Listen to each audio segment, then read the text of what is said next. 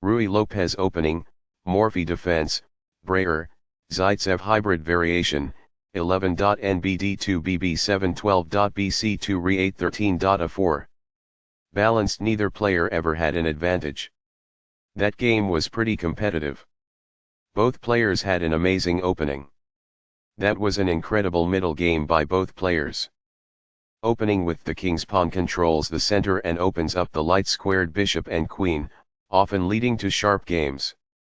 E5 is a common response that establishes a presence in the center, controls d4, and opens up the queen and dark-squared bishop. Nf3 develops the knight toward the center, attacks the e5 pawn, and prepares to castle. Nc6 develops the knight toward the center, protects the pawn on e5, and eyes the d4 square. The Rui Lopez opening develops the bishop to immediately attack the knight on c6, the lone defender of the e5 pawn. A6 forces the bishop to decide, exchange or retreat. Ba4 safely retreats the bishop while keeping pressure on the knight. Nf6 attacks the undefended e4 pawn and develops the knight at the same time. Castling gets the king out of the center and prepares to develop the rook to e1. B7 develops the dark-squared bishop and prepares to castle.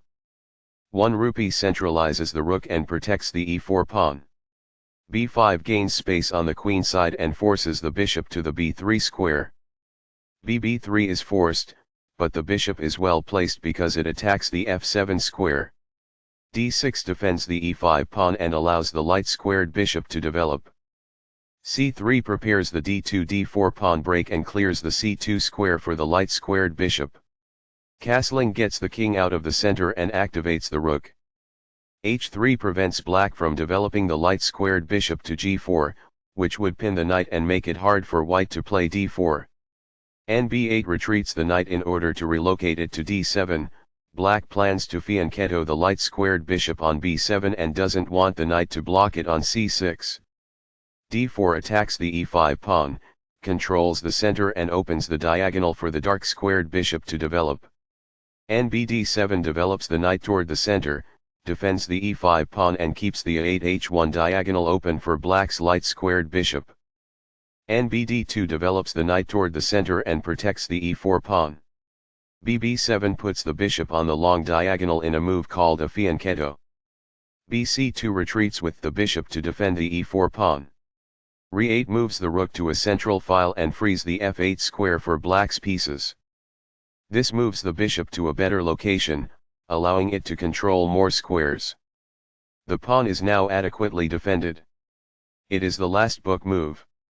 This activates a queen by developing it off of its starting square. It is good. This develops a rook off its starting square, getting it into the action. It is excellent. This maintains the balance in material with a good trade. It is best. This is an equal trade. It is best. This is a fair move.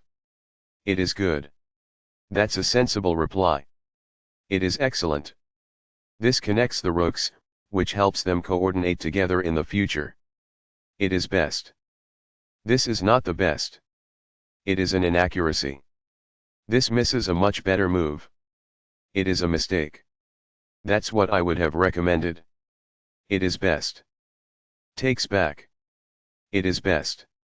The pawn is now passed because it can no longer be challenged by opposing pawns as it tries to promote. This is the only move that works. It is a great move. Recaptures. It is excellent. Balanced, neither player ever had an advantage. That game was pretty competitive. Both players had an amazing opening. That was an incredible middle game by both players.